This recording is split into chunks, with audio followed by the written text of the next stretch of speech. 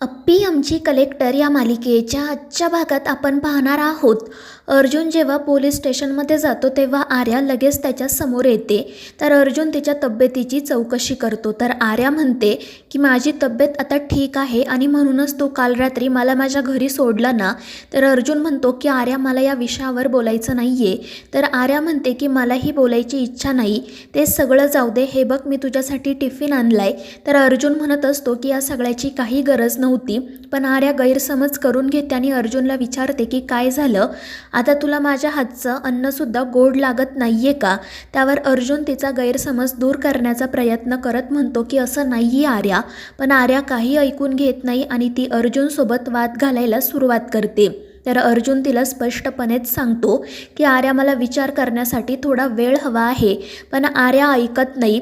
ती म्हणते की अर्जुन प्रेमामध्ये आणि युद्धामध्ये सगळं माफ असतं आणि तू फक्त स्वतःचा विचार करतोय, माझं काय.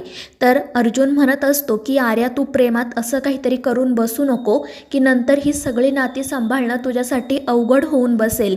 तू तर मला म्हणत होती ना की लग्नानंतर मी अमोलला माझा मुलगा मानेल, त्याचा सांभाळ करेल, पण तुझ्या अशा वागण्यामुळे त्याच्या मनावर काय परिणाम होत असेल याचा तू साधा विचारही करू शकत नाही का. आणि आता मी तुला शेवटचं सांगतोय की यापुढे माझ्यासमोर लग्नाचा आणि साखरपुड्याचा विषय काढायचा नाही. मला विचार करायला थोडा वेळ दे. आणि मग तो तेथून निघून जातो. तर आर्या चिडूनच स्वतःशी म्हणत असते की शेवटी त्या अप्पीने माझ्या अर्जुनला तिच्या जाळ्यात ओढलंच आणि मग ती रागातच तेथून निघून जाते. दुसरीकडे मोना आणि रुपाली किचनमध्ये असतात. मोना रुपालीला म्हणत असते की जर मी या घरात नसते ना तर सगळंच अवघड होऊन बसलं असतं. मी आहे म्हणून हे घर टिकले. मात्र रुपाली तिच्या बोलण्याकडे जास्त लक्ष देत नाही. आणि मग मोना रुपालीला विचारते की आपण जे काही ठरवले ते सगळं होईल ना, सरकार आणि रुक्मिणी आत्या इथे येतील ना. आणि त्यावर रुपाली म्हणते की नक्की येतील, तू काही काळजी करू नको. तर मोना तिला विचारत असते पण ते दोघे आल्यावर अर्जुन भाऊजी घरी तर असतील ना. तर रुपाली म्हणते हो, त्यासाठी तर मी इथे आहे ना, बघ आता मी काय करते ते.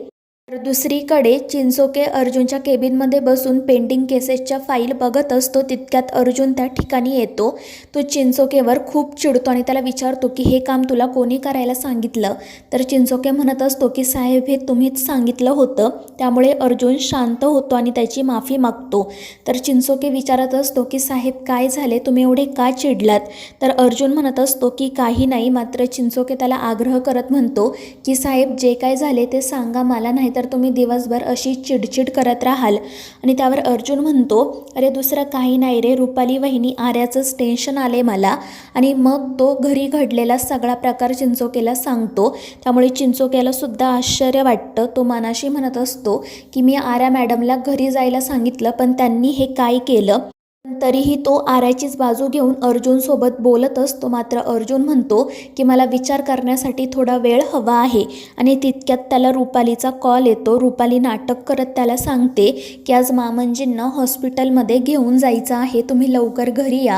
आणि त्यावर अर्जुन हो म्हणतो. तर इकडे रुपाली आणि मोना खुश होतात. तर अर्जुन चिंचोकेला सांगत असतो की तू यापुढे लक्षात ठेव की माझ्यासमोर आर्याचा विषय काढायचा नाही. आणि मग तो तेथून निघून जातो. दुसरीकडे अप्पीसुद्धा तिची सगळी कामं करून घेत असते. आणि मग ती गायतोंडेंना विचारते की आजची सगळी कामं पूर्ण झालीत ना. त्यावर गायतोंडे म्हणतात की हो मॅडम, आता अर्जंट असं काही नाही आहे. तर अप्पी म्हणते ठीक आहे, मग मला आज लवकर घरी जायचं होतं. तर गायतोंडे विचारतात ठीक आहे मॅडम, जा तुम्ही, जर काही अर्जंट असेल तर मी नक्की सांगेल तुम्हाला, पण तुम्ही आज एवढ्या गडबडीत कुठे जाताय. आणि त्यावर अप्पी सांगते की आज मी आणि अर्जुन अमोलला घेऊन पिक्चर बघायला जाणार आहोत. आणि ते ऐकून गायतोंडेंना देखील खूप आनंद होतो आणि ते हसतच म्हणतात की मॅडम चांगली प्रगती आहे. त्यामुळे अप्पीला सुद्धा हसू येतं. आणि मग ती लगेच अर्जुनला कॉल करून कळवते की मी ऑफिसमधून निघते. त्यामुळे अर्जुनही खुश होतो आणि तो सुद्धा पोलीस स्टेशनमधून निघतो. दुसरीकडे अमोल त्याच्या दोन्ही आजोबांसोबत बसलेला असतो. ते दोघेजण गप्पा मारत असतात. तर अमोल च्या 7व्या वाढदिवसाचं चित्र काढत असतो. आणि त्यांचं बोलणं सुरू असतानाच अप्पी आणि अर्जुन त्या ठिकाणी येतात.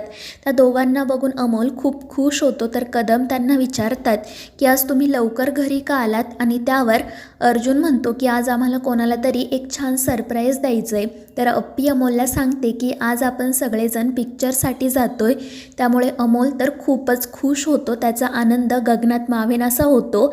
त्यामुळे अप्पी आणि अर्जुनही खूप खुश होतात आणि मग त्यानंतर ते दोघेजण कदम आणि बापूंना सांगतात की तुम्ही पटकन सगळेजण तयार व्हा, आम्हीसुद्धा आवरून येतो. दुसरीकडे मोना आणि रुपाली सरकार आणि रुक्मिणीची वाट बघत बसलेल्या असतात. मोना तिचंच रडगाणं रुपालीला सांगत असते आणि तितक्यात त्यांना अमोलचा आवाज येतो. त्यामुळे त्या दोघीजणी बाहेर येतात. तर अमोल, बापू, कदम सगळेजण आवरून बसलेले असतात. त्यामुळे मोना विचारते की छोटे सरकार कुठे चाललाय तुम्ही? तर अमोल तिला सांगतो की मोमा, आम्ही सगळेजण पिक्चरला जातोय. आणि ते ऐकून या दोघीही घाबरतात. मोना म्हणत असते की मला का नाही सांगितलं. तितक्यात अप्पी म्हणते की अगं सगळ्यांचं तिकीट बुक केलंय. त्यामुळे मोना खुश होते आणि मग त्यानंतर ते सगळेजण घरातून बाहेर पडणार. इतक्यात त्या ठिकाणी सरकार आणि रुक्मिणी येतात आणि त्या दोघांना एवढ्या वर्षांनंतर समोर बघून अर्जुन आणि कदम या दोघांनाही मोठा धक्का बसलेला असतो. ते रागातच सरकारांकडे आणि रुक्मिणीकडे बघत असतात. तर अर्जुन आणि कदमला पुढे बघून सरकार आणि रुक्मिणीसुद्धा घाबरतात. सरकार मनाशी विचार करत असतात की हे इथे असताना अप्पीने आम्हाला का बोलावलं असेल. तर मोना आणि रुपाली खूपच खुश होतात आणि हसतच एकमेकींकडे बघत असतात. तर अमोलही सरकारांना बघून खुश होतो आणि पळतच जाऊन त्यांना मिठी मारतो. त्यामुळे सरकार आणि रुक्मिणीसुद्धा खुश होतात. तर अर्जुन मोठ्याने ओरडूनच अप्पीला विचारतो की हे दोघेजण इथे काय करतायत. तर कदम देखील म्हणत असतात की अप्पे, या दोघांचं इथे काय काम आहे. त्यावर सरकार त्यांच्याशी बोलण्याचा प्रयत्न करतात, पण कदम सरकारांवर खूप चिडतात आणि त्यामुळे अमोलमध्ये पडतो. तो म्हणतो की मा, हे सगळं काय चाललंय. आणि तो कदमांना विचारू लागतो की आजोबा, तुम्ही अचानक एवढे का चिडलात. तुम्हाला सरकार आजोबा आवडत नाही का? तुम्ही दोघेजण एकत्र का राहत नाही. त्यावर अप्पी अमोलला शांत राहायला सांगते, पण अमोल काही गप्प बसत नाही. तो म्हणत असतो की मा बाबा, मला तुम्हा सगळ्यांसोबत एकत्र राहायचे, तुम्ही एकत्र का नाही राहत. त्यावर अप्पी त्याला समजवण्याचा खूप प्रयत्न करते, पण अमोल ऐकत नाही. तर रुपाली हसतच मनाशी म्हणत असते की अपर्णा, तू खूप हुशार आहेस ना, मग आता दे अमोलच्या प्रश्नांची उत्तरं. तर शेवटी सरकारच अमोलकडे जात त्याला समजावत म्हणतात की काही वर्षांपूर्वी माझ्या हातून खूप मोठी चूक घडली आणि त्या चुकीमुळेच तुझे बाबा आणि आजोबा मला माफ करू शकत नाही आणि म्हणून आपण एकत्र राहू शकत नाही. मात्र अमोल कदमांना आणि अर्जुनला म्हणतो की आपण सरकार आजोबांना माफ करूयात आणि एकत्र राहू.